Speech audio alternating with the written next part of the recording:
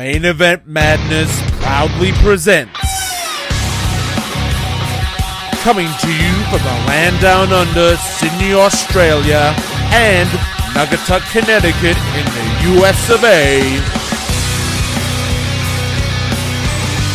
This is Wrestling's Rope Break. Here are your hosts, Joel the Man O'Brien and Eron the Mastermind Ramadanov. Well, hello wrestling fans and welcome to Wrestling's Rope Break. Everything pro wrestling by the count of five. It is January 22nd, 2015 here on Main Event Madness Radio. I am Joel the Man O'Brien coming to you like I always do from the land down under, Sydney, Australia. And joining us like he does every single Thursday night is my partner in crime, ProWrestlingPowerhouse.com's editor-in-chief, Eron, the Mastermind Ramadanov. And Eron, are you ready to begin the road to WrestleMania in less than 4 days? Yeah, I mean, I was ready. I'm a little under the weather, but after Monday night, I'm a little fired up after that, amazing final segment. It's definitely got everyone talking over the last 3 or 4 days. And we're going to be with you for the next hour and a half, maybe to 2 hours, talking all the major news, shows, angles, and that amazing segment from the past and present, exclusively on Main Event Madness Radio. So, yes, what do we have in store for you tonight? Well, the Royal Rumble, as I just said, is only 3 days away, and we're here tonight to give you our own predictions for the show that starts us on that all too familiar road to WrestleMania. Now, and speaking of the Rumble, barbaric Royal Rumble action surrounds our video vault visit that Aaron's going to take us through tonight, and Paul Heyman gives us a masterclass on the quintessential promo style in our Quintessential Podcast segment for this week. And as always, we have our lessons learned from the last 7 days of pro wrestling, questions from the fans, plus so much more. But before we delve into this week's hot topics, remember to follow us on Twitter at Wrestling R-Break and follow Main Event Madness on Spreaker to stay in touch with past, present, and future episodes of Wrestling's Rope Break. While you're doing all that, maybe you might as well like us on Facebook as well at facebook.com/wrestlingsropebreak to not only stay in tune with the show, but also see what me and Eron are up to in the world of pro wrestling via our own articles from ProWrestlingPowerhouse.com, plus our other writing ventures. And while you're on the net, you might as well bookmark maineventmadness.com and wrestlingsropebreak.weebly.com. That's our website. So you, the listener, can get a holistic, die-hard Wrestling's Rope Break experience. Now, I just want to give a massive, massive shout-out to Christian Savage down Parkheim, Victoria, down in my part of the world in Australia. I got a lovely message from his wife, Vicky Savage, who's actually a pro wrestler on the Australian wrestling circuit. Just informing me that she listened to the show. Her husband's going through a pretty bad bout of chemo at the moment, but he enjoys Wrestling's Rope Break. So, Christian, hang in there, brother. We're thinking of you, and just thanks for tuning in. And I'm glad that someone's finding us entertaining out there in the World Wide Web, and it's great to hear that you're, an Aussie guy. And yeah, we're thinking of you and hoping the best. We'll definitely stay in touch with you. So big shout out to Christian Savage down in Victoria in Australia. Now, Eron, the midweek news wrap up, powered by CoolWrestlingNews.com, which is Eron's and ProWrestlingPowerhouse.com's massive news site. Eron, let's head up with the news. What's the biggest things going on in the last few days? Well, considering I think the biggest thing in pro wrestling right now is the Royal Rumble coming up on Sunday, I thought we'd get into our predictions. Sounds good. Yeah, let's head it up. Obviously, the card's smaller because it is the Royal Rumble. Usually the Royal Rumble takes up about an hour of pay-per-view time, and we've got a smaller card. So, top to bottom, let's hear it. All right, let's start off with the kickoff show. We've got Adam Rose teaming up with Tyson Kidd and Cesaro versus The New Day. This kind of has been an odd feud for me, at least. I really like the Cesaro and Kidd, mix. I really like them together. I like that WWE decided to take two guys that are, not doing so well individually and putting them together. I think that needs to be happening a little more. nowadays as far as, talent being underutilized. So I like their mix together. The Adam Rose thing is kind of weird. I don't understand why his entourage continues to stick with him after being mistreated so many weeks, but that's just a different story for a different day. As far as the New Day, I felt like this past Monday, they kind of opened the door for a possible heel turn, and it might be too soon. I saw that too. Yeah, I definitely feel that. Yeah, they kind of said that if they aren't positive that the entire rosters, they can all be on the injured reserve or something like that. And I think that is what I was saying months ago when we were kind of talking about this, is that I think the New Day can be a positive tag team, but once they get in the ring, it just changes. They're absolute savages. They go crazy, and and then when the bell's over, they go back to their happy, smiley selves. Whereas, it's they're almost like heels, but they're not. Like it's a weird kind of mix. But as far as this match, I would assume the New Day has to win. I mean, they're the up and coming tag or faction. They need to kind of be protected in a sense. So I'm going to go with the New Day. Yeah, it's really kind of funny to hear JBL and Michael Cole and Booker T talk about the fact that, Tyson Kidd and Cesaro, they're on a really impressive roll at the moment. I think the only team they've beaten is Los Matadores on SmackDown one night. So, a few wins under the belt would be a little bit more beneficial, and it'd be good to see a little bit more of an ascension for this team. But as far as I'm concerned, New Day has to win. They're the focal point. They're the ones that are getting the New Day entrance with everyone talking. And yeah, I think there could be a heel turn on the horizon. I mean, we've seen it with so many gimmicks that are happy-go-lucky. This isn't the 1980s anymore, where those kind of gimmicks can have much longer legs. And yeah, I really love the combination of talent in that group. I love Kofi Kingston. I love Big E.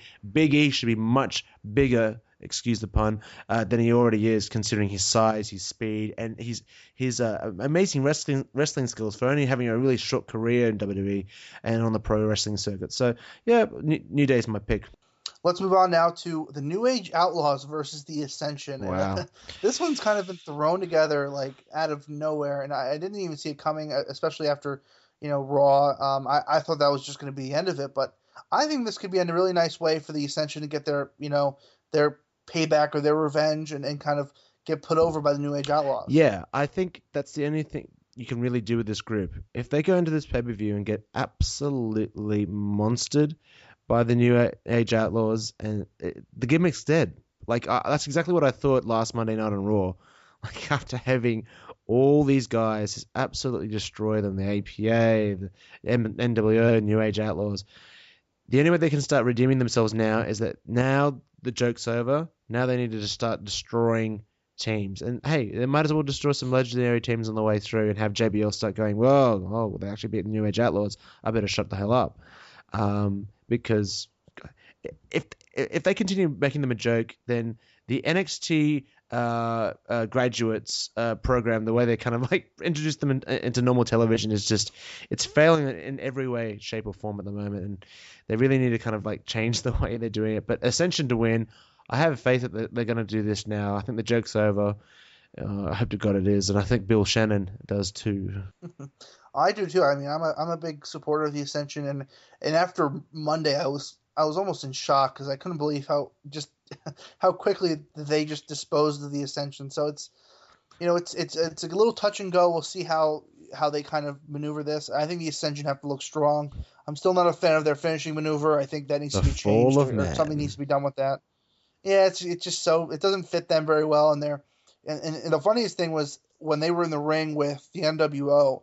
I mean, Nash just towered over these Especially guys. Victor. Holy crap.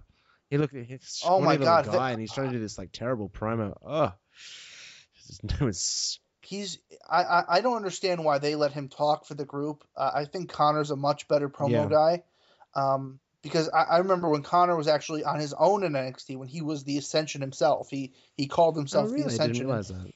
Yeah, he was on his own. He was doing more of a I don't know if you remember the Mordecai character. Oh yes, from like mid 2000s. The guy that was dressed in white, and SmackDown. he was yes, I think he had like a little mini rivalry with the Undertaker, didn't he, or something? Yeah. Yeah, he kind of personified that kind of gimmick, maybe a little less, godlike or whatever they tried to do with him. but I always thought Connor had a nice, set of skills, and on his own he was really good. So I think they should let him talk a little more for the group. But yeah, I hope the Ascension go over at Royal Rumble. I mean, and they have to be convincing too. I don't want it to be a kind of a wish-washy kind of win. It has to be definitive. Has to be strong. Get a 2-minute squash, and that's it. Let's move on with the show. Yeah. Next match on the card, the Usos will put up their tag team titles against Miz and Mizdow. Yeah, again, I mean, it feels like this feud has been going on for ages. Saw something written in a Facebook post. Someone worked out that the Usos and Miz and Mizdow have had some sort of match against each other for the last 20? No, it was 20 consecutive Raws. Oh, sorry, no, not Raws, but also SmackDown included. 20 consecutive shows they've had at least one of the Mizdows versus one of the Usos. Yeah, I mean, I'm not really completely against it. I think they have to kind of close the book on the feud overall, and I hope this is the final chapter of it. We kind of saw a little bit of maybe Mizdow maybe kind of leaving Miz in that promo where where Miz was kind of talking about the Royal Rumble on Raw, and Mizdow kind of gave him a look toward the end. So we could possibly see the end of this story tag team. Yeah, it's going to be a shame. I've enjoyed them every single week. I've been a big advocate of them everywhere. Someone's asked me about pro wrestling. I've loved Mizdow and the Miz. Miz especially. Miz gets a lot of crap, and everyone hates the Miz. But everyone hates the Miz for a reason. He is very good at his job. He is a great douche. And you got Mizdow's comedic kind of timing and mixed in with that. It's a fantastic act. And yeah, if it ends on Sunday, so be it. But I'm getting a little bit tired of these tag team rivalries, just kind of recycling themselves over and over and over and over again. I mean, we've got a talent pool of guys that aren't kind of getting over as singles competitors. They might as well start getting these tag teams ready and start getting some credibility behind them, and not just completely recycling teams over again, because fans would get sick of them, and then they just get lost in the shuffle and they get thrown back to where they were, and no one gets over. So I guess my pick, the Usos to retain. I don't really see any reason for Miz and Mizdow to kind of get the tag team titles again. Really, if you break down Miz and Mizdow, they are a terrible tag team. Like where the tag team partner mimics everything the other partner does and never gets in to break up tags and stuff. He's a terrible tag team. What? The Brainbusters must be just completely scratching their heads. That's Tully Blanchard and Arn Anderson every time they watch these guys. So, what's the next match on the card? Well, before that, I think that this is obviously a setup toward the Ascension and the Usos getting together. So that's why I'm going with the Usos as well. Mm-hmm. I think that's eventually going to happen, where we get the Usos and the Ascension, maybe for WrestleMania. And I think there's no way Miz and Mizdow retain their titles. The next match on the card, we've got a tag team Divas match, the Bellas versus Paige and Natalya.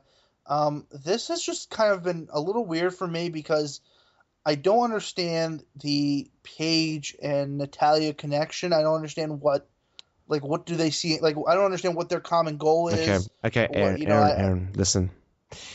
This is a Divas program. We shouldn't waste that much time on it, because really, at the end of the day, is it really going to make a difference who wins this match? Does it really make a difference? No. It doesn't make a difference. The reason this is a tag team match, I think, didn't Nikki hurt herself or something? I heard. I think she got herself injured, so we get a tag team match. I'm going to be going to the bathroom during this match. I'm gonna make myself a coffee. I'm gonna come back and enjoy the rest of the show. As far as who wins, it's really funny because we do a ProWrestlingPowerhouse.com prediction game for all the writers involved. I think there's about 4 or 5 of us, and really, when it comes down to it, it's matches like this that decide who wins the pay-per-view. You know what I mean? It's just ridiculous. But as far as I'm concerned, I guess Paige and Natalya to win. I guess it really kind of depends on where the match is placed in the card. It decides who wins, but that's my pick. Yeah, I'll go with the Bellas. Let's just move on. I think we should. Please. Let's move on to the WWE World Heavyweight Championship match. Brock Lesnar puts his title on the line against John Cena and Seth Rollins. And we've kind of talked about it before. This match has been kind of the focal point of the Royal Rumble instead of the Rumble match itself. And, I thought they did a great job of setting it up on Monday. now you truly, and I think this kind of, and we'll talk about it when we get into Raw, but I feel like they've really done a great job of really leaving it up in the air. Who's going to win this match? Like, I think they've done a really good job of keeping that up in the air and not really having a predictable winner here. But I'm going to go with Brock Lesnar. I think they want Brock in the main event. I think they want someone like Brock with that title. I could easily see a screwjob finish where we see Seth Rollins align himself with Paul Heyman, considering we saw kind of a babyface Lesnar on Raw, and maybe have Lesnar spin off into another feud with somebody like Rusev, which I've kind of talked about before. I'm just going to go with Lesnar. I think that's a safe pick for me, and I don't see Cena walking away with the title. Seth Rollins, I don't know if they want to give him that title going into Mania and having him to be the title holder. I mean, I wouldn't be surprised because they've kind of invested a lot in him, but I'm going to go with Lesnar. I think there's a reason why Seth Rollins has been added into this match, and I don't think it was something that was planned. If you want evidence of that, all you got to do is look to the end of during the TLC pay-per-view. The minute was it TLC? No, the Hell in a Cell. The minute Randy Orton got beaten by John Cena and then a Hell in a Cell match for that title shot, they advertised Brock Lesnar versus Cena. They had video packages during that pay-per-view saying that this is going to be the Royal Rumble main event. They've changed their minds, and I think that's the fact that they want to get the title off Lesnar. And Brock Lesnar's turning babyface. And if you want evidence of that, all you got to do is watch Raw last Monday night. That was pure Brock Lesnar coming out, just being an absolute badass just the whole way through, beating up all the heels, challenging everyone. Everyone was just right behind him. It's happening, and I think Heyman's going to do what he's done with Lesnar in the past, especially in 2002. He's going to side with the heel in the match, and that's going to be Seth Rollins. That's my prediction. And as in regards to who's going to win, I'm thinking more and more and more it's going to be John Cena versus Roman Reigns for the WWE Championship at WrestleMania, and I think that's going to be the match. So John Cena's my pick. But at the same time, that's obviously there's so many ways they could do it. Don't ask me what the finish is going to be. I've got no idea. I don't know if there's going to be a cash-in. If it was up to me, I'd have Seth Rollins cash in at WrestleMania this year, be the first man in history to actually do it at the show of shows. But who knows what's going to happen. At Sting, holy crap. We're going to be talking about Sting soon, but what the hell? Like, he's appeared on Raw, and he just cost the Authority another big match, and now all those guys are back. So anyway, moving on. The Royal Rumble. Who's your pick for that? Oh, boy. I've got three names in my head, and three. One of them's obviously I've got a dark horse, and then my two favorites. I think Ambrose is a dark horse. I doubt he wins, but I just like to kind of keep him in my brain. I think he's gonna have a strong showing. I could see him coming out at number 1 or 2 and lasting the entire match and getting eliminated by somebody who he feuds with going into Mania. I'm gonna go with Roman Reigns. I think they are dead set on selling him as their guy. I think they're still committed to the Lesnar-Reigns main event. I think they still want to go with that. Unfortunately, and we've talked about this before, I'm very afraid of a possible Batista-like finish to this match where you have Daniel Bryan maybe in the last 4 or 5 guys in the ring, and Kane comes out, screws Bryan, and then you have people just raining down with boos. Mm-hmm. On Roman Reigns when he wins, and he doesn't deserve that, and it's he's been doing a nice job of coming along, the promos stuff, we've talked about that 100 times, but I'm gonna go with Reigns. I think they want him, and they want him to be the world champion, leaving WrestleMania, so I'm gonna go with Reigns. I mean, really, there's only 2 people that are in anywhere near being in contention for the Royal Rumble. It's Roman Reigns and Daniel Bryan. They're going to be in Philadelphia, and it's going to be a hardcore wrestling town that's going to know who they love, and they're going to love Daniel Bryan. And my thing is just exactly the fear that you have. It's going to happen. It's going to happen. I think Roman Reigns is my pick. I guess I have to.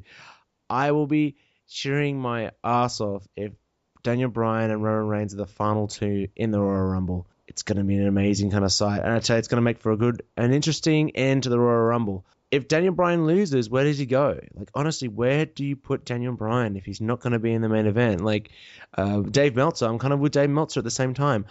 I believe Daniel Bryan has to win. He has to win with his story. Like to come back from the injury, and I think he deserves to be and have his run as champion that he didn't get in 2014. He deserves that chance to see if he can run with the ball and get the ticket sales and get the merchandise and get people in seats, and I think he deserves it. But yeah, at the same time, Roman Reigns has been classified as a premium VIP autograph person for WrestleMania Fan Access, and that makes me think that he is in a very, very high-profile match. Is the title going to be on the line? I think so. So Roman Reigns is my pick. And I think this is going to really – I think this outcome to this match, the Royal Rumble match, I think it really is going to show where WWE's head is as far as being in touch with the fans. Because if they make the same mistake they did last year with, not seeing that people want Daniel Bryan to win, people want Bryan in the main event, if they give us some kind of fluke finish where Bryan's thrown out, and I think that was a really good point where I think you have to have Bryan and Reigns be the last two. Because if not, if you get Bryan out of the ring earlier, people are just going to start booing. And like you said, Pittsburgh, it's Philly. Philadelphia it's or Philly, Pittsburgh? Yep. Pittsburgh, right? Philly. Oh, Philly. Okay. People are going to just freak out, and I'm just afraid for Roman Reigns because I don't think he deserves that. And I didn't think Batista deserved that last year either. But he was just in the wrong place, wrong time. And I think Roman Reigns is going to be in the wrong place, wrong time again. So let's move on now to our next news topic. WWE announced their new NXT special for February 11th, 2015. Tickets sold out in a matter of hours online. People wanted to go and went to Full Sail to get tickets, and they were all sold out. So apparently, Zayn and Owens is planned for this event. I'm not going to give any spoilers because I don't read spoilers myself, so I don't know if that's the case or not. But let's see. What do you think? And this kind of branches off into a discussion we wanted to have. Are these NXT specials happening too quickly in between each other? We just had the NXT R Evolution in December. So is it happening? Are these kind of becoming to the point where we get these monthly, where we get this once a month, and will that be too much? I really liked the pace of last year's NXT specials. I thought they were really nicely spaced out. There was enough time to tell the stories. I really felt they just did them expertly as well. Like before you know it, the NXT special was up, but at the same time, you look back on the storylines and everything had been kind of filled in very nicely. I guess I can't really comment on this yet until I actually see the show and work out when the show's going to be and watch that go home episode of NXT before the special. That's when I'll really know if this is a problematic thing or it's actually going to be a beneficial thing. Yeah, I mean, and that, like I said before, I think they have to be really careful about not making these a monthly thing. I really hope they don't go to that route, and I don't think they will. I like you said, I like the pace between last year's specials, that it was spaced really nicely and everything wasn't rushed. I feel like this one's being a little rushed. February is only a couple weeks away, so it's a little tough to, I guess, maneuver that where I think they want to get 4 in every year. And that's what they did this past year is they got 4 specials out of the year. I think they want to do that again, and hopefully they don't add more to it. I like that, that 4 big specials a year and keep it that way for NXT. But speaking of NXT and kind of the developmental system, Tough Enough will be returning to the USA Network after a long hiatus, kind of a couple years. The last one was in 2011, I think. Right? Yeah, 2011. I think you're right. Yep. Where Andy Levine won the Tough Enough competition, and I don't know where that guy is now. Didn't he fail a drug test or something like that, and he was just let go? I have no idea. I don't know if he's still with. I have no idea where he is. I really don't. But this kind of begs the question to kind of how NXT and Tough Enough clash? Like, will the winner of Tough Enough get a contract for NXT, or will they? I think this kind of be a little tricky because you've got the Performance Center, and WWE's kind of opened their doors to this and kind of let people know that they've got this Performance Center and NXT, and does this kind of clash with Tough Enough now? I think it's going to be a very interesting season of Tough Enough because I think we're going to see Not like I hope they get out of the whole the whole reality TV house and all that stuff, and actually have them living at the performance center. I think that'll be really really interesting. It's gonna be as I said, it's gonna be very interesting to see how they present the show. Will they get a contract to WWE, like a straight up contract and end up on the road? I hope not. I really hope not. I think we're gone past the era where your John Morrisons and your Mike Mizzanins just won reality TV competitions or came runner up and they end up on the roster. Yeah, I've got no idea what to expect, but I know that last year's the last time's Tough Enough with Stone Cold Steve Austin was great. I really enjoyed it. It was very very interesting. It was well produced. Wasn't too heavy on the cheese, and it was held together by an awesome host in Austin. So yeah, I'm looking forward to it. Yeah, and the good thing about the Tough Enough returning is that they added every season of Tough Enough to the WWE Network, and I started watching season number 1. I'm about halfway through it right now, and it's just crazy to see some of these guys like Chris Nowinski, who was the Harvard grad, if you don't remember, from Raw. Josh Matthews. It's really, yep, Josh Matthews, Maven.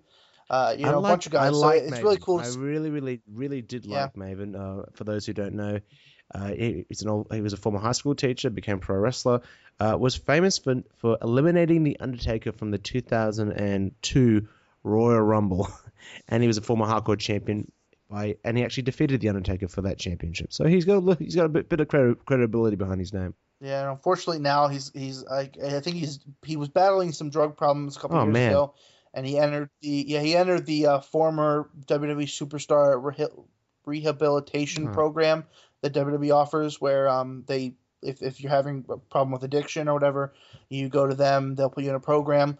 But now I heard he's clean, and I think he's a bouncer at some kind of New York City nightclub. So okay, so we're going to go straight into the lessons learned from pro wrestling television from the last 7 days.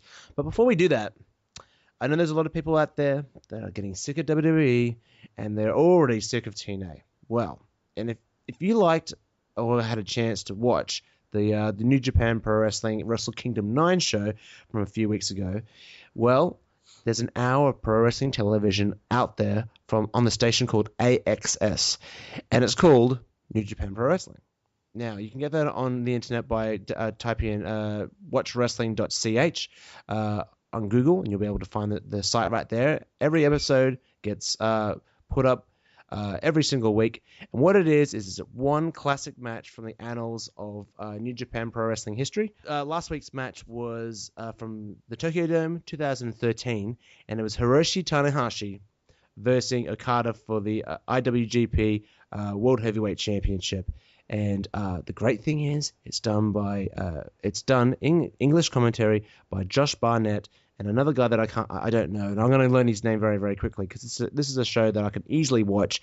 It's one match. They get interviews on both the guys involved in the match. Awesome stuff. It's a great kind of little segue into the world of New Japan Pro Wrestling for those who enjoy Jim Ross's commentary and Matt Striker's commentary. There's a show out there that kind of covers all the history that you really want to know from New Japan Pro Wrestling. So definitely check that out. But for the time being, we're going to go straight into WWE's lessons learned from their television shows of the last 7 days. Let's start with Monday Night Raw, the one that's everyone's talking about. Eron, I think you got a lesson learned that kind of ties in with that well-known last segment from Raw. Well, I learned that at least for this show on this past Monday, WWE left me wanting more, and that's something we've been begging for. That's what NXT kind of does for me, is they always leave me wanting more the next week, and I think WWE kind of captured that this week with Raw, and I feel like that final segment. Let's kind of just break it down now. So we've got so much to kind of dive into, and it's so much happened. We got the return of Sting. Yes, the return of Sting, which was interesting to say the least. There's some nitpicking kind of stuff that I have. I would have maybe preferred him not be shown backstage walking through a curtain. I kind of think that he kind of has the similar mystique to The Undertaker, where he kind of just appears and it's kind of larger than life. And I would have preferred maybe something, where he kind of just appeared out of nowhere after a blackout or something. But that's just nitpicking. I marked out for Sting. I was happy to see him.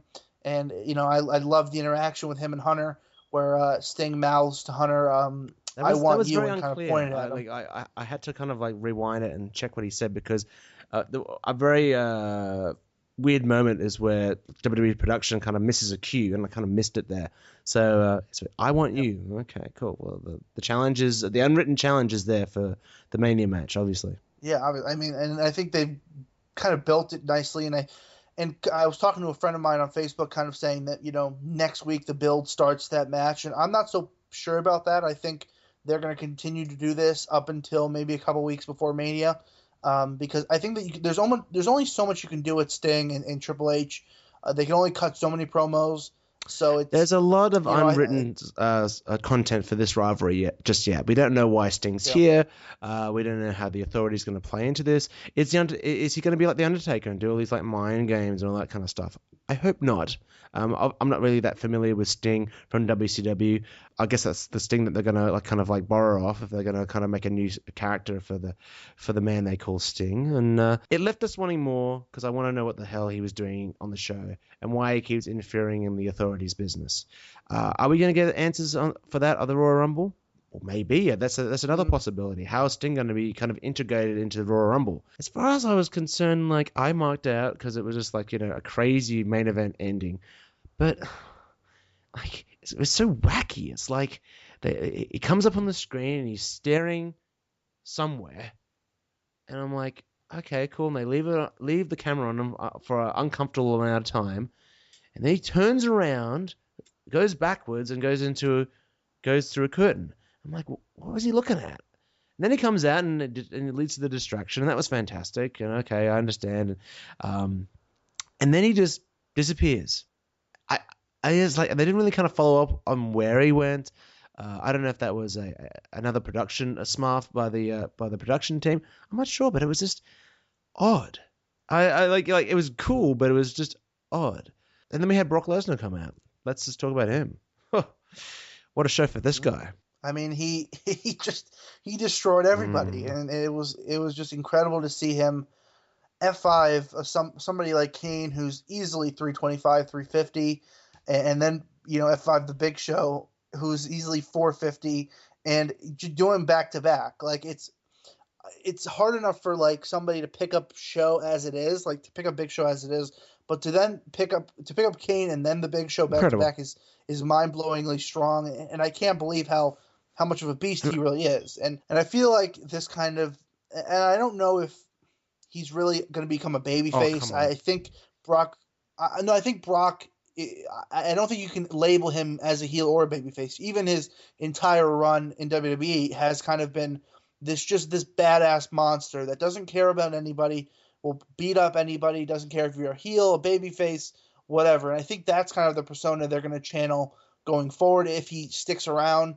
And somebody made a great point that a Brock Lesnar babyface turn might entice Brock to stay because of all the merchandise sales he might be able to generate for himself and get a bunch of royalties from. I mean, I can just see all the Lesnar shirts being sold now. As a heel, just imagine as a babyface if they present him as this badass that is always around and just kicks some ass. And I think that might entice Brock to stay if he decides, if he ultimately decides to leave after WrestleMania. But I think a Brock Lesnar babyface kind of badass, character is in the cards for him. If that happens, you can kiss any chance of Roman Reigns connecting with the audience goodbye for the short term, because the badass character's covered, Brock Lesnar. And I'm telling you, I had a hint last week that there's a rumblings for Paul Heyman, Seth Rollins union, and a backstab in the books for Brock Lesnar, because it kind of makes sense. You can definitely keep Brock Lesnar's aura and his strength up, and his presence up by having him be screwed out of the championship. Because if you lose it via that way, it's not going to hurt him as much. The way he was presented on this show from start to finish, he comes out, he challenges everyone, challenges Seth Rollins, gets in everyone's face. Just the coolest character in the world. And the fans in the building were just absolutely behind him. At the end, they were losing their shit with him just killing all members of the Authority. Yep. If you're a heel, you don't do that kind of stuff, and you don't do it purposely. And the image of Paul Heyman holding up that championship in the background as Brock Lesnar just looks menacingly into that camera. Oh man, like how can you not get behind this character? Like if it was, Yep. it'd be different if he like jumped in the crowd and grabbed John Cena and threw him through like the stage or something like that. That would be what a heel would do. But I just babyface he's going to be a babyface. Has to be. And I think that in that you kind of made a good point earlier with the Rumble predictions is maybe they do go with John Cena as the champion, have Cena and Reigns go at each other. I would assume that Santa Clara crowd will be behind Reigns instead of Cena, so you kind of build Reigns as his babyface, and then maybe you have a Lesnar Rollins feud going into Mania where Lesnar puts him over, and if Lesnar decides to leave, you have Rollins beat Lesnar, and you've created an instant star in Rollins as it is. So I mean, that's just an idea there. Moving on to my lesson learned, my first lesson learned from Raw this week. It's a little bit negative because really, if we consider take away that final segment and just consider the show for what it was a pretty lousy show. And I'll tell you what, the lesson that I learned from this week is that a segment that starts amazingly doesn't always end at the same level. And what I mean is I'm talking about the opening segment of Raw from last Monday night. Now, I loved Brock Lesnar coming out challenging everyone. It's fantastic. Like this guy cares about getting screwed over last week. He's not like John Cena, who just comes out big smiles and everything like this. He wants to get revenge. And he's in everyone's faces. And it completely draws you in straight off the bat. And then Stephanie comes out. And you're like, okay, a bit more talking. And then John Cena comes out. And the minute he started talking and going on these diatribes and doing this whole like recounting everything that's happened and all this stuff, it's the same stuff. And then Stephanie starts talking about the fact that John Cena's not the John Cena that he used to be. It's all the stuff we've already heard. By the time they finally got all the show organized, after 20 minutes of television time, I phased out. But I was literally completely distracted. I couldn't care less. And if I can't care less as a diehard fan, I wonder how the casual audience is like. Because this was it was painful stuff. Yeah, I mean, and the thing about Raw, the opening segment, we've kind of talked about it, almost every show, is that, they love to have these long talking segments for 15, 20 minutes. God, and yes. they've had this formula down of that's how they want to do things. And, I don't mind a talking segment to start the show, but just cut it down a little bit. We didn't need Stephanie out there for one. We didn't need Rollins on the big screen. We didn't need, Cena going on for, 5 minutes on what he'll do to get their jobs back. And the funniest thing was Lesnar started the show so much hot, energy. It was just great. And you got the intro for Raw, you got the fireworks, then you got this beast Lesnar almost fast walking to the ring. And you got Heyman, which was great. Heyman was so perfect in this instant where you could see him saying, Brock, no, like trying to get Brock to the back and holding. Incredible. He just does the simplest thing. It's a walk. It's a look on his face. Yep. You could just, what's about to happen. And the thing is, I love the way the show started with Paul Heyman doing his normal diatribe and Brock Lesnar to stop him straight away. It's business. Yep. He's just like, it grabs you. Like, oh, here we go. And even Cole saying something, and it kind of caught my attention, was when as Lesnar was walking to the ring with Heyman, he said Lesnar is red hot, and it kind of captured everything. And this is why you can see Lesnar's there. This is why this formula sucks, because all this great work they do in the first segment is completely lost. I'm bored. I've phased out, and unfortunately, the same thing happened with this Legends panel that happened during the show. We had Hulk Hogan, we had Ric Flair, and we had Shawn Michaels commenting on who they think the Royal Rumble is. I think who's going to win the Royal Rumble. I love the structure of that. I think it's a great idea to get the legends on television, sell the history of the Rumble, and sell the guys in the Rumble that they think are going to win. But then we have this segment where it's okay, and then it starts lagging, and the Big Show came out, and I love the Big Show. God bless him, but my God, by the time he stopped talking, I just was like, we know Roman Reigns is coming out, just get him out. And I shouldn't be thinking about the segments like that. They need to condense these segments down. But anyway, moving on to the next lesson learned. Eron, hit us up. What was the other thing you learned from Raw? Well, you kind of touched on the Legends. I learned that WWE relies on WWE Legends to sell pay-per-views, and it seems like all these Raw reunion, Raw old school, shows happen either as the go home show for a pay-per-view, and even the Slammies, and they seem to rely on these returns and these legends to sell pay-per-views, and in some respect it works.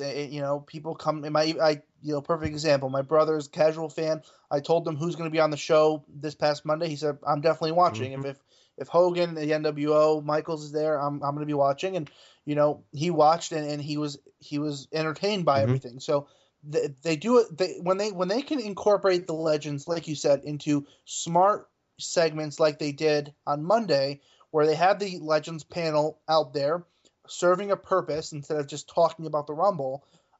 Serve a purpose with Reigns. I loved that one of the legends in Ric Flair got kind of physical, and it breaks that barrier of we know they're not going to hit one of the legends. Like, it's just they're not physically cleared and medically cleared, so it's like it kind of breaks that barrier. And I loved. I mean, Ric Flair's always great. Fantastic. And he's so good, and he's kind of lost a little bit of his mystique, but he was great. And I love the chops and the Nature Boy walk and all that stuff. And Reigns coming to his aid, I thought was really kind of predictable, but a nice way to kind of introduce him into the Rumble discussion. And I thought that segment was just overall pretty well. Yeah, well done. I think it just needs to be condensed down. Ties into my other lesson that I kind of learned. I just like the work's there. The work's there. The ideas on paper are there. They just need to stop embellishing and all the talking. And there was a lot of talking on the show. It's a wrestling show. Like a lot of wacky segments, like that segment where they were announcing who John Cena's opponent was going to be, and with the drums and the trumpet. I was like, what is going on? This is a wrestling show. I don't know. It's a sports entertainment show, so maybe that's where I'm getting it all whacked out. Okay, my final lesson learned that I learned from Raw is this. Acknowledging actual top-tier Royal Rumble contenders isn't a priority on Monday Night Raw. Now, this can be viewed either way, but this is how I feel. We watched Daniel Bryan versus Bray Wyatt from Raw on Monday night. Now, I'm fine with them having a competitive match, but they've got to know. They've got to know that the person that's going into this match with the most favoritism is Daniel Bryan. He and Roman Reigns are the only real contenders of in the Royal Rumble match. Does anyone really think that Bray Wyatt's going to win it this year? Does it make any sense for Bray Wyatt to win it with everything that's going on in the title picture? Like, really? Now, they have this match, and Daniel Bryan gets distracted by Kane, and I understand that that's the case because they're going to be wrestling on SmackDown on Thursday. I think they're wrestling as we speak, where Daniel Bryan's Royal Rumble slot is on the line. But he gets distracted, and Daniel Bryan gets pinned 1, 2, 3 after Sister Abigail. And to make matters worse, Kane comes in and chokeslams him. This is the last image that most people are going to watch before going into the Royal Rumble of Daniel Bryan. The audience gets cut in half for SmackDown. We know that. This guy's one of your lead runners for the Royal Rumble. He's one of the reasons to buy the pay-per-view, to see if Daniel Bryan can achieve his story, achieve his goal, do it one more time in the face of authority. He was treated like such a jobber on this show. And like Roman Reigns, not so much. But really, the Royal Rumble contenders on Raw from this past Monday night were just treated like such an afterthought. And that shouldn't be the way. I mean, the Royal Rumble match, if you look at the way the Royal Rumble match has been built, it's pretty goddamn horrible, really. But when it comes to Daniel Bryan, they've completely already had him lose, clean on television, 1, 2, 3. These guys should be going straight into the Royal Rumble as strong as ever. Yeah, and I think Bryan was kind of pigeonholed into that spot because it doesn't make much sense, because I don't understand why you'd put two of your big Rumble competitors against each other. Why? On a go-home show. It doesn't make much sense. Exactly. What they're just trying to get, again, it's thinking about ratings all the time. It's like they're just shooting themselves in the foot. This is the second time we've ever seen Bray Wyatt versus Daniel Bryan one-on-one. The last time we saw it was at last year's Royal Rumble, and that was a great match. Keep these things special. This match shouldn't have happened. If you wanted Daniel Bryan to stay strong, and you didn't want to have him versus Bray Wyatt, have him versus someone else. Yeah, and I said to you before, I think the best way to sell these Rumble participants is just Have Bray Wyatt come out, squash somebody for 2-3 minutes. Have Reigns come out, squash somebody for 4 or 5 minutes. Build up these 5 or 6 guys that you think people should recognize as Rumble contenders, and sell them on that. Sell Wyatt, sell Ambrose, sell Reigns, sell Daniel Bryan as the guys that are going to win the Rumble. And if you don't want them to lose, that's what segments are for. You can have the heel backtracking, like they did in the show Reigns match. But that's Monday Night Raw, everybody. It was a very noteworthy show. Definitely check it out if you haven't already. If you haven't already, I don't know what you're doing, but you should definitely check it out. Moving on to SmackDown. I know SmackDown is a distant memory, but there's still stuff to be learnt. The one thing I learnt from this week's show is that if you want SmackDown to be treated seriously, just give the fans their promised main event. Like Daniel Bryan versus Kane. Just give them the match. Do they really need to do another Daniel Bryan versus Kane match this week on WWE television? Couldn't you have just had him beat Kane and have him versus the Big Show or someone different from the Authority? Give Bryan some wins going into Royal Rumble instead of having the same bullshit DQ finish that leads to this another main event that, I don't know, a multi-main event. That's the one thing I just took away from SmackDown. Short and sweet. Come on, just give the fans what they want. The minute these new fans that tune into the new night see the big match that everyone's been talking about and in just a schmoz, they're going to be conditioned that way, and they're going to expect it, and they're not going to tune into SmackDown because SmackDown will just become another show that doesn't mean very much. Yeah, and it kind of there's been rumors going around that they're trying to make SmackDown into a bigger show, and with Jerry Lawler there now, and putting it on Thursday nights, and there may be a possible brand split because apparently WWE copyrighted bragging rights again as a pay-per-view, bringing that maybe possibly back later on in the year. So there's all signs pointing to a possible brand split again. And if that's the case, I don't know how much, and we can kind of get into this another day, but I don't know how much their talent can be spread that thin over 2 different shows. This is in 2002. They did not have the talent pool that they did back then. No freaking way. Maybe if they structure the shows differently, sure, I think there'd be a fighting chance, but not in the stage it is right now. Yeah, and I think if Raw could get cut down to 2 hours, I think it's very possible. If they wanted to do the brand split, I think Raw has to be cut down to 2 hours. I don't think you can take half the roster and put them on Raw and expect them to fill 3 hours. Oh my god, absolutely. Oh my Could you imagine?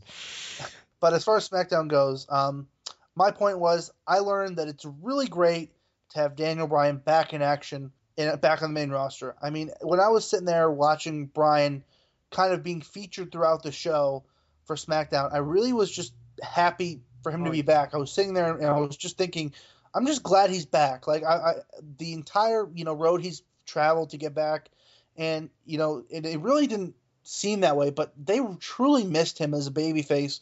He was he's over, and everything about him, it just screams prototypical babyface, and I just was happy to see him back in action. I loved that he didn't hold anything back during his match on SmackDown, especially in the six-man tag match. Oh, yeah. He was doing all the Daniel Bryan moves that we're used to. I said before, I didn't think that he was going to be back to 100% when he came back. I thought he was going to have to limit his, kind of stay more on the ground and do a little more of the kicks and stuff like that. But, he's back to 100%, and I'm just happy to see him back. Incredible that he's back after everyone thinking, oh, this is it for Daniel Bryan. I missed him. I really, really did. He's... the fact that he's on the main roster now for WrestleMania is just like, oh, it just makes me smile. And yes, for those who don't know, Wrestling's Rep Break will be live every single night on the WrestleMania weekend from Thursday all the way up to Monday night for every single wrestling show that's going to be there that I'm going to. That's going to include Ring of Honor. That's going to include we've got a charity event that's going to be happening with WWE, so hopefully get some interviews with some of the talent there. Fan access. We're going to be interviewing the fans. We're going to be talking to John Curry. He's going to be there live with me from Main Event Madness Radio. WrestleMania itself, the Hall of Fame. So much audio coming in for WrestleMania weekend. Obviously, the details are upcoming. Stay tuned onto our Twitter page at Wrestling R Break for that. And Facebook.com/Wrestling's Rope Break for more information for WrestleMania weekend. Okay, so that was SmackDown this week. Some noteworthy little matches there and there, but obviously now it's SmackDown, it's kind of in the past. But all you got to know is Daniel Bryan's back, and it's great to have him back.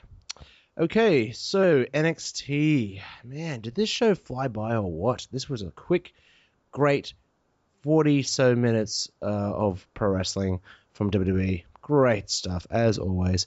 Highlighted by just, I think, at least 2 good matches on the show. Great main event. Continuation of the main event storyline. Can't really ask for anything more. The one thing I learned from this show is that NXT bookers know how to keep a pro wrestling show pro wrestling.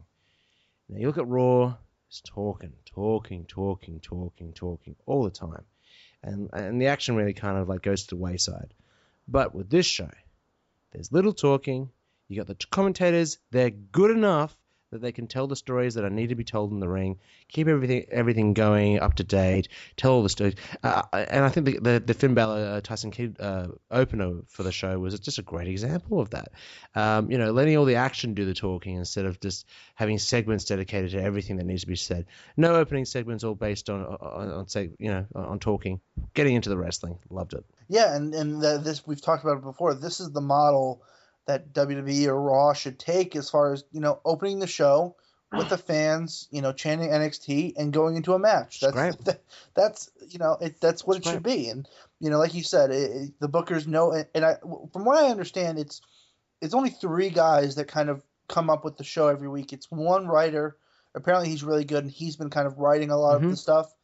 You've got that one writer, you've got Dusty Rhodes, and you've got Triple H. Those 3 guys kind of run the show and book the show, and that's all you need. You don't need this big staff of writers that Vince McMahon has, where he's got a staff of 25 writers. It's ridiculous. Keep wrestling simple. Keep 3 guys that all know wrestling. That's the thing. You got Rhodes, you got Triple H, fundamental, simple pro wrestling, and then you've got one writer to kind of throw in a little kind of curveballs here and there and see how things work. That's how it should be. It shouldn't be any different. Totally agree.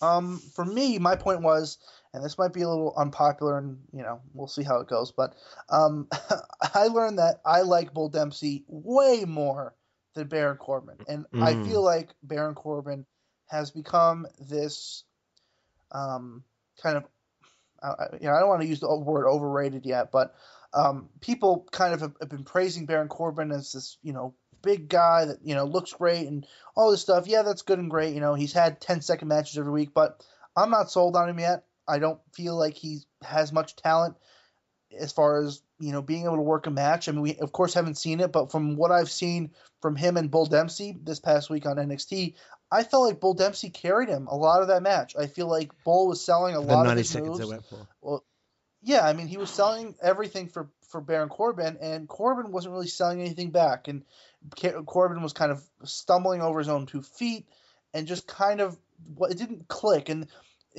another point that I wanted to make about this match was it was dead silent. I mean, people just weren't really invested in the match. And, you've kind of been building up this feud for weeks and weeks and weeks.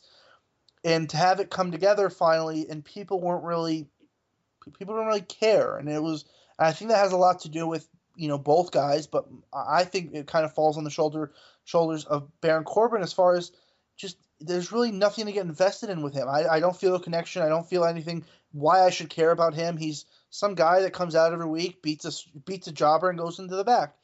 And I will say that it was impressive to see him do his end of days finisher to Bull Dempsey. It's a great strength and all that stuff, but I don't know. I'm just not sold on him yet. Listen, it's one match, It's one match. It's a bigger opponent. Some wrestlers have wrestled out there and they've gone against people that they just don't mesh with. Maybe he just doesn't mesh well with Bull Dempsey. Maybe Bull Dempsey's not the best worker to carry someone like Baron Corbin at this stage. I think it's just too early to kind of say that he's a complete failure yet. I think there's a lot of. Here's a comparison that kind of just crept in my mind though right now. I feel like, and this might be out of this world to even say it, but Baron Corbin reminds me of Goldberg. A guy with a powerful finisher comes in, scraps a jobber, and looks intense, and everyone likes him, but he can't work. Hey. He can't. Goldberg can't work. I'm sorry. I'll say it right now. He's had some great matches. What are you talking about? Yeah. Name one. The Halloween Havoc match against Dumb and Dallas Page from. It was a great match. Well, that's more Page than Goldberg. You know what match I loved? I loved Triple H, Kane, and Kane. Oh yeah. Goldberg. No, I'm just joking. That was a terrible match. Listen. Yeah. Goldberg's better than Baron Corbin, but Baron Corbin's just he's still very young in the business, young in NXT. Give him a chance.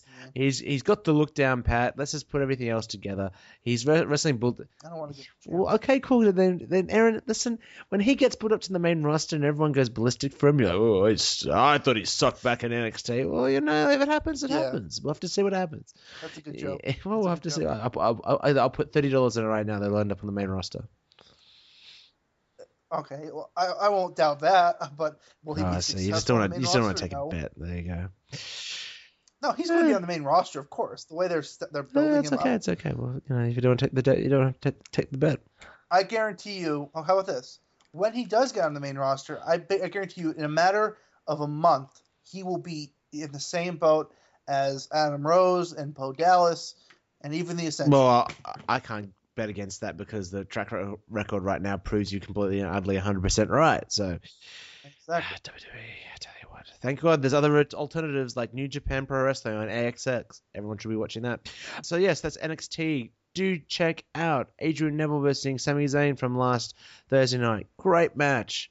Sami Zayn just beat Adrian Neville clean 1-2-3. Sorry if you haven't seen it, but I don't know why you haven't seen it by now. And they always deliver, man. Oh, Those always. two. Yes, the chemistry's right there. They have a NXT version of Austin Rock, and it's one of those matches you can easily go back to every single time, and you'll get the crowd on their feet. So it was a great ending to NXT. So let's move into Impact. The second week of Impact being on Destination America, they have officially moved to Friday night, so got a new episode of Impact coming up this Friday. Last week's show, one thing I learned is that differentiation in TNA must mean being exactly like WWE Raw. What do I mean by that? Well, the whole show started with a boring talking segment that went on for ages. Just MVP talking about his new crew. Gang mentality, like we talked, same old shit. And then they're rushing to payoff matches from these the angles they shot last week. Bobby Roode versus Eric Young. Instead of giving it time to mature and go somewhere, we got the no DQ match. We got a stipulation match in the first match out, and Eric Young beat the former world champion. Why? I don't know. Just beat him clean, 1-2-3. It's ridiculous. And they're already recycling matches. So we get Austin Aries versus Low Key again. Left a sour taste in my mouth. The show's meant to be different. Give us something different. Little technical techniques with your cameras and zooming in and out and doing really big, huge close-up shots, doing matches. Yeah, I mean, Impact is kind of, and it's tough. I mean, I want people to give it a try, and I want people to kind of get back into it, and I think they deserve it for the last couple of months of programming before getting on Destination America. We've kind of praised TNA's product ending 2014. Yes, I thought for the last couple months of 2014 they were great. Yep. Now they've kind of fallen into their old mentality of this gang warfare, and I learned that I'm not buying this beat down clan of MVPs. I don't understand what the entire story of it is. I don't understand why MVP has assembled this group, and I don't understand why Samoa Joe and Eric Young and Low Key have kind of bought into it, and it just doesn't make any sense. And like you said, Eric Young beating Bobby Roode, former world champion, clean. It doesn't make any sense. And the Beatdown Clan is such a dumb name. Like, what does that mean? A Beatdown Clan? They beat people down, and then they kind of rock around it. And the reason they're together with MVP is they worked a few indie shows in Florida. You meant to know that, Aaron. And like Samoa Joe and Loki, weren't these guys like feuding before like the end of 2014? This show just felt very rinky-dink. And the new member of the Revolution, that massive Indian guy, I've forgotten his name, and then they show him in this segment, like when they're watching the Wolves and the Hardys wrestle. Good match, by the way. And then later on, they're backstage, and like James Storm is introducing him to everyone. Like we haven't seen him on television. I don't know. It was just a really kind of wacky show. We're going to move on to week 3 of Impact Wrestling. Hopefully they're going to get things going again. But it just feels it's not a show you need to see at the moment. So that's the lessons learnt from this week's wrestling on television. Joel and Aaron's must-see matches. My must-see match. Aaron, what was yours? I didn't really have one this week. I mean, I kind of pulled one out of nowhere, and I felt like this match was kind of cool, and I kind of alluded to it on SmackDown, was Roman Reigns, Dean Ambrose, and Daniel Bryan versus Seth Rollins, Big Show, and Kane. I liked the dynamic of Rollins and kind of his authority, I guess bodyguards, and Kane and Big Show. And I liked the team of Reigns and Ambrose and Bryan and how they work together. And I liked Bryan in the main event. I thought, he looked great, and I thought, that entire match was just really it was a really just nice main event for a kind of premiere show for Thursday Night SmackDown. Really? You didn't choose any of the NXT matches? No, I mean, I liked them, but I felt like this kind of, the impact of this show was kind of big. It was this, the re-debut of Thursday Night SmackDown, and I felt like this show was, I thought this match kind of presented things kind of well. So okay, well, I didn't actually choose Adrian Neville and Sami Zayn like everyone I'm expecting me to choose, but I went with Tyson Kidd versus Finn Balor from NXT. I liked the fact that this match started straight off with action. There's no lockup. Finn Balor just charged at Tyson Kidd and gave him a drop kick right to the face. And what I loved about this match is that Kidd, he has these little, he's got almost like William Regal-esque kind of little nuances in the match. Like he'll be trying to turn Finn Balor into the sharpshooter, and he'll get his hand and go behind him and almost like gouge Balor in the face to get him over. Just little heel tactics like that I really loved. And Finn Balor, I tell you what, this guy should be on the main roster right now. He's just got that look and that presence. He carries himself so well. He looks fantastic.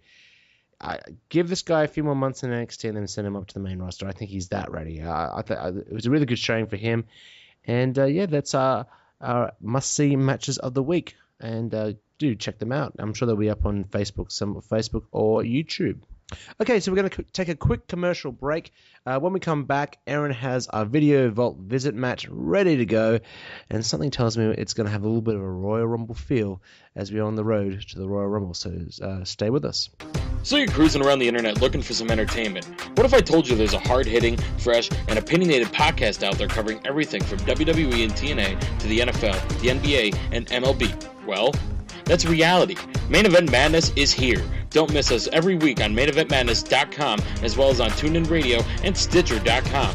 Main Event Madness. Our wrestling, your sports, simply madness.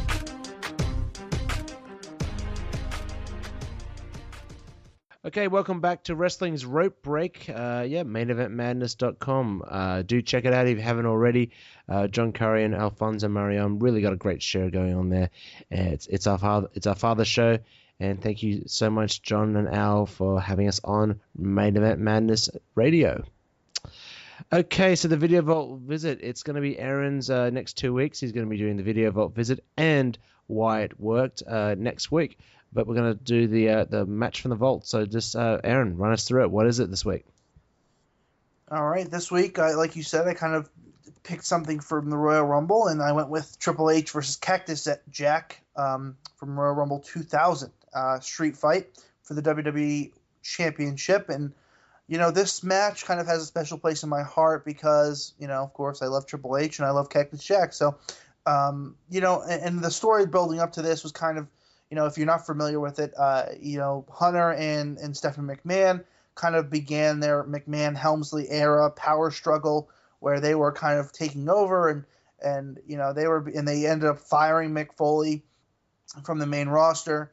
The Rock and a bunch of the main roster kind of made Triple H bring Foley back, and that led to a feud. And of course, and we always kind of say, and I say it at least, is I think Triple H and Mick Foley always bring the best out in each other. I think they have such a great rivalry, and it kind of alludes to the fact that you have Austin and Rock, who are on top at this point in time for so long, and they were kind of the top dogs, and you had Hunter and Cactus Jack, who want to be up in that main roster, not main roster, but a top level guys like Austin and Rock, and I think they kind of pulled together to get to that level. I think they saw that they both wanted to be those guys, and they wanted to elevate themselves to that level, and they kind of used each other to do that, and I think they have such a unique chemistry.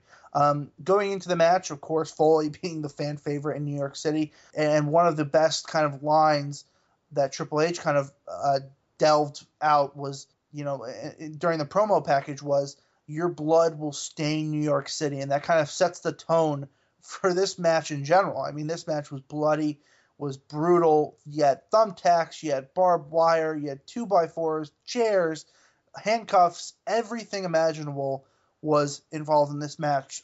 As far as the match itself goes, it started off kind of slow.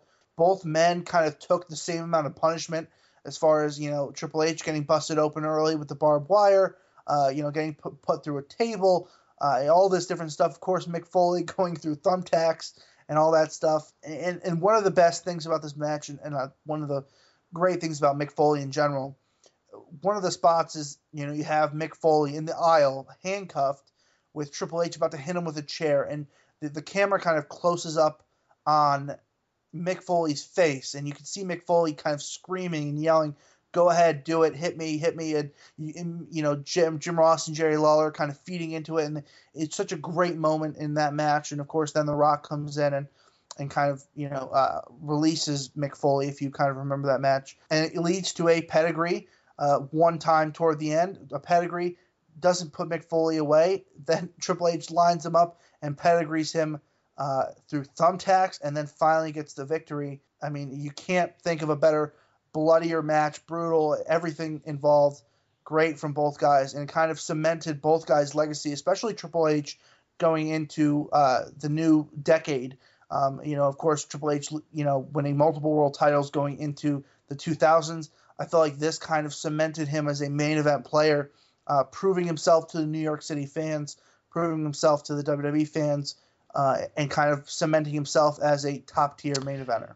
Yeah, I mean, this match, what can you say really about it? It's etched into my childhood. I remember exactly where I was. I watched the pay-per-view live, and I'll never forget the match as long as I live, especially the thumbtacks, the pedigree on the thumbtacks at the end. It was brutality that I've never seen at that stage of my life ever, and I'll never forget when they pan back to Jerry the King Lawler and Jim Ross, and there's this smear of blood on the broken announce table. It just completely encapsulates what match we've just seen. I love this match because obviously Mick Foley was apparently coming down to the end of his career, and he really wanted one last great run, and here we have it. Mick Foley finding the character again that made him famous to begin with, and that being Cactus Jack, not just in WWE but in WCW. And I'll never forget the SmackDown where Mankind and Triple H agree to have the match, and Triple H is very confident because he's wrestling Mankind and he's beaten Mankind and bloodied him the previous night on Raw, and he was just like laughing the challenge off, and he goes, "Oh, you're not going to wrestle Mankind. You're going to wrestle Cactus Jack." And he slowly takes off his tie, and slowly takes off his shirt, and he's got the Cactus Jack shirt underneath. And everyone knows, especially from their 1998 match, going back a little bit further, the first time Cactus Jack debuted in WWE in Madison Square Garden, he wrestled Triple H as Cactus Jack and lost. And I think they were kind of tying into that previous match.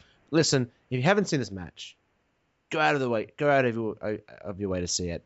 Really, really great physical brawling kind of style from the Attitude Era, but still encapsulated in a really well-told match. So yeah, check it out. So that is our video for this week. We're going to be going to Why It Worked next week, and Eron will have that ready to go. So that is that.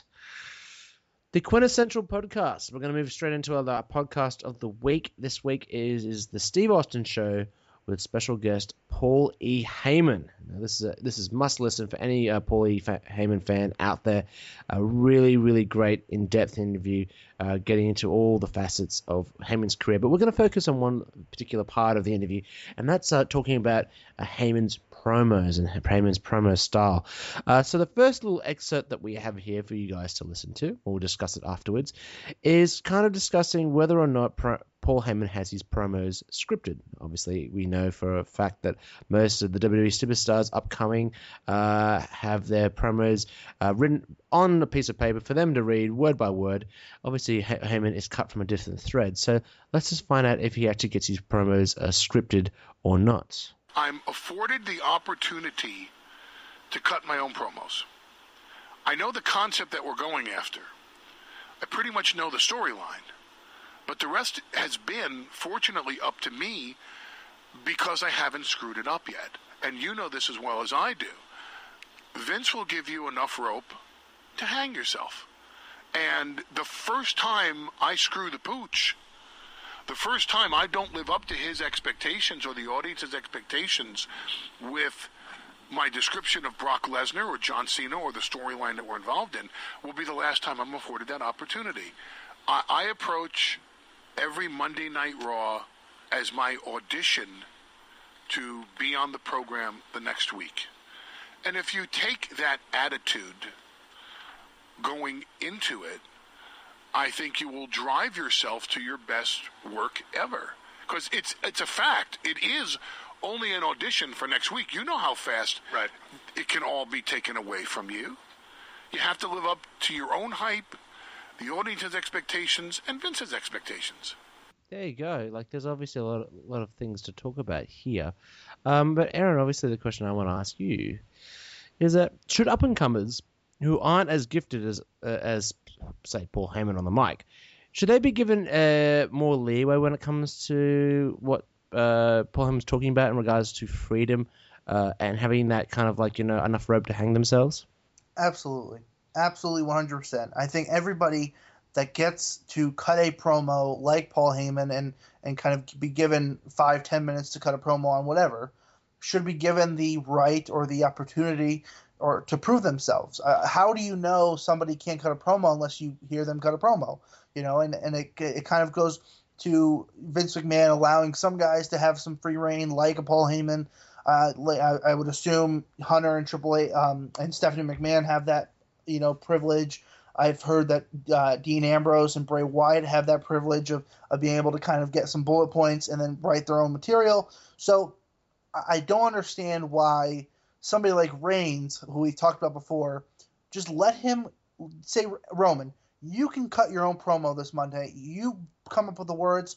Just here are some bullet points we want you to hit. Make sure you mention this and this, and then you kind of put it together. Mm-hmm. If he fails, that's one-time thing. That's great. He failed. Now he gets better, and like Heyman says, if you make them or whoever treat it as an audition, and you have to succeed at this, you'll get more guys will succeed than fail. That's just the way it is. That's why they're in the business of pro wrestling. That's why they're in their spot that they're in. These guys are born and bred to be professional athletes and be on TV, live, taped, whatever. So give the guys the opportunity to succeed. Not giving them that chance doesn't help them at all. If you never let them go, how will you ever unlock their true potential? Yeah, but at the same time, we've got to think about those guys who aren't as good as others, as good as Dean Ambrose and Bray Wyatt. I think they should still get the chance to kind of do that because obviously Paul Heyman's saying if I screw up, then I'm not going to be allowed to do it. And really, like, it shouldn't be like that. It honestly shouldn't be like that. I think everyone should still have a little bit of leeway.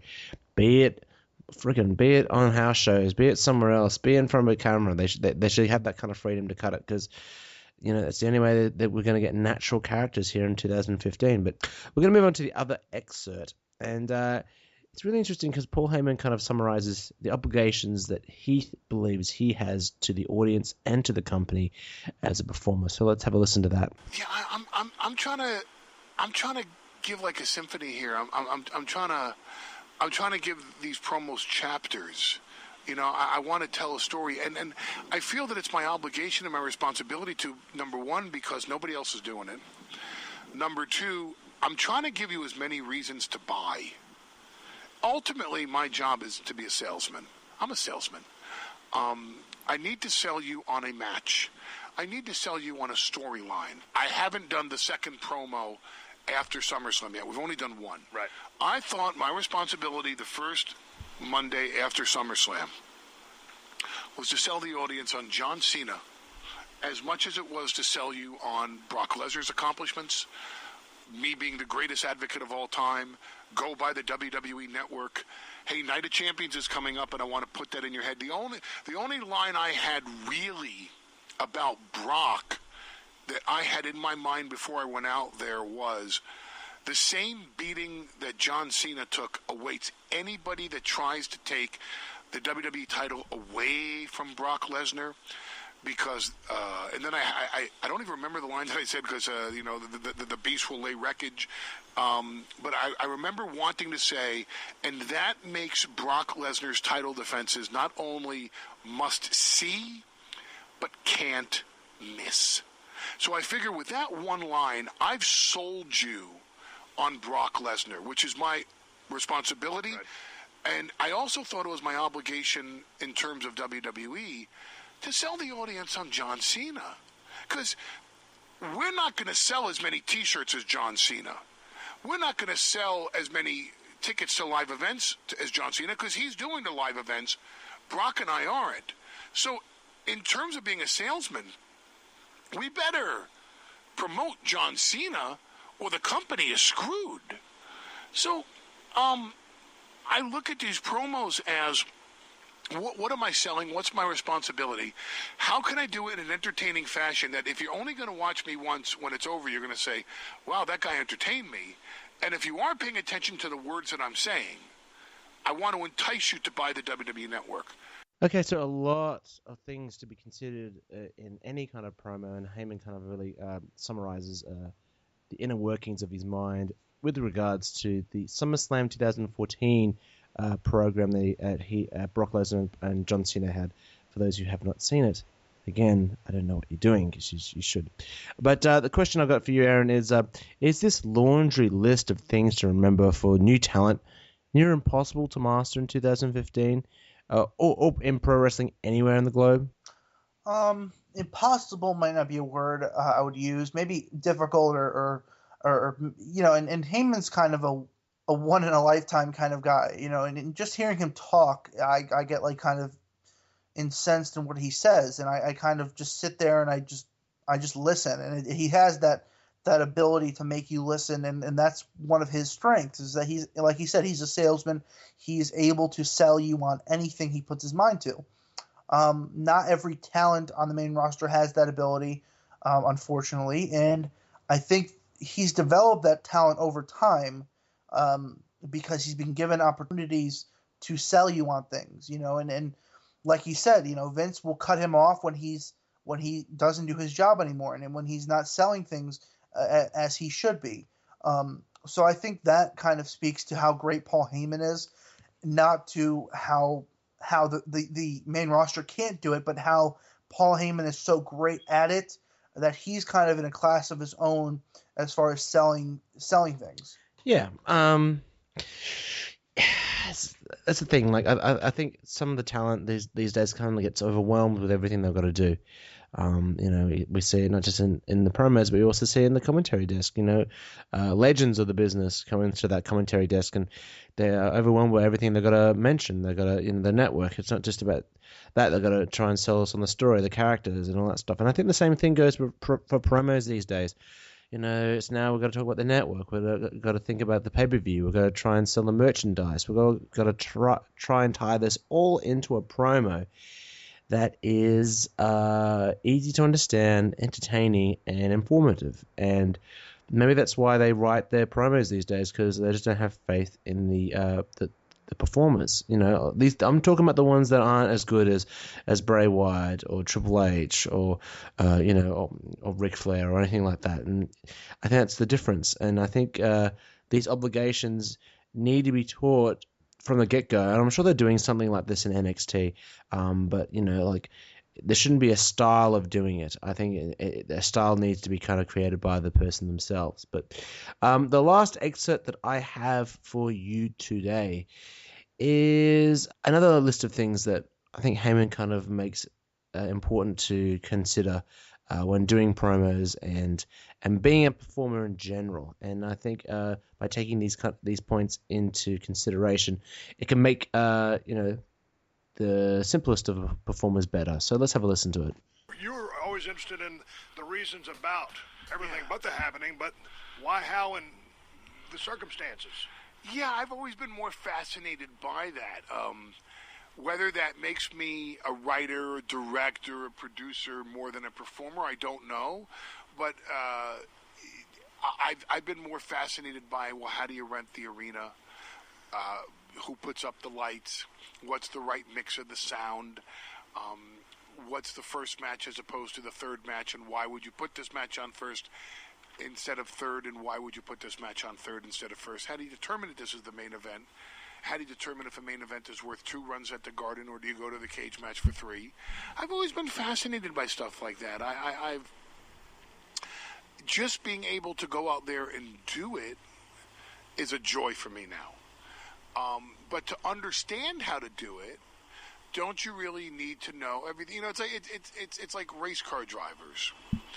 I don't really think that there's a race car driver out there that simply puts on his suit, puts on his helmet, straps himself into the car, puts both feet on the gas pedal, and steers and hopes for the best. I'm sure that most qualified race car drivers understand every single dynamic of the car. Oh, the tires is this many inches, means it will have this kind of traction around the corner. Oh, this type of engine has a certain torque to it.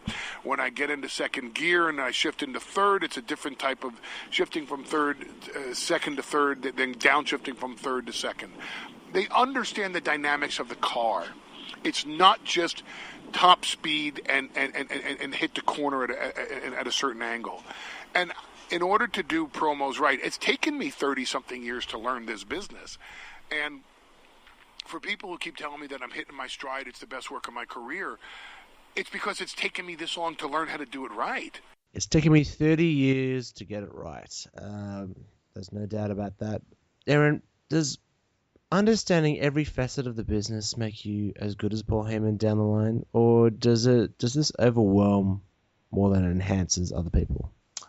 I think it has more to do with just being around it for so long. He's been able to kind of hone his craft. And I think that's with anything you do. If you, like he said, if you're a race car driver, you've been around it for that long, you know everything about everything. You know everything to do with the car itself, the laps, everything like that. So I think it kind of, and nothing beats experience, you could only do something.